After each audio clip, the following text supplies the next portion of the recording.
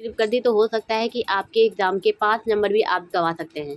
इसलिए वीडियो को पूरा देखिए। जैसे स्वतंत्रता का अधिकार के बारे में हम जानते हैं, स्वतंत्रता क्या होता है और स्वतंत्रता पढ़ना हमारे लिए बहुत ज़रूरी है। हमारे अधिकारों के लिए बहुत ज़रूरी है। आगे चल के हमें हमें ये स्वतंत्रता जो है, ये चैप्टर ही नहीं हमारे लिए बहुत काम आने वाला है। तो स्वतंत्रता जो है वो स्वतंत्रता का अर्थ क्या है? स्वतंत्रता एक ऐसे व्यक्ति के विचार व्यक्त करने, अपने निर्णय लेने और व्यक्ति के विकास के अवसर मिलने के लिए, लेकिन अधिकार दूसरों का स्वतंत्रता को उल्लंघन ना करें। यानी हमें अपनी तरफ से स्वतंत्रता वो है यानी जिसमें हम अपने विचार विमर्श कर सकते हैं, निर्णय ले सकते हैं, अपना विकास कर सकते हैं, लेकिन उसमें किसी दूसरे के स्वतंत्रता का उल्लंघन नहीं होना चाहिए। दूसरा, स्वतंत्रता का प्रतिबंध क्यों आवश्यक है? अगर मान लीजिए किसी भी व्यक्ति को अगर बिना किसी रोक टोक के पूरी स्वतंत्रता दे दी जाए, तो वो दूसरे की जो अधिकार है, दूसरे की जो स्वतंत्रता है, उसको क्षति पहुंचा सकता है।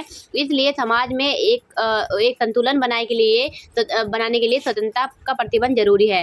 नकारात्मक स्वतंत्रता क्या होता है? नकारात्मक स्वतंत्रता व्यक्ति के कार्यों को बाहरी क्षमताओं में रोकना, मतलब हम जो भी करते हैं उसमें किसी बाहर व्यक्ति का किसी तरह से हमारे पे रोक टोक ना हो। सकारात्मक वो होती है जिसमें व्यक्ति की अपनी पूरी तरह से अवसर मिलता है जीवन को विकास करने के लिए, जैसे कि शिक्षा प्राप्त करना या फिर सरकारी योजनाओं को लेना। उसके बाद है प्रतिबंध क्यों आवश्यक है?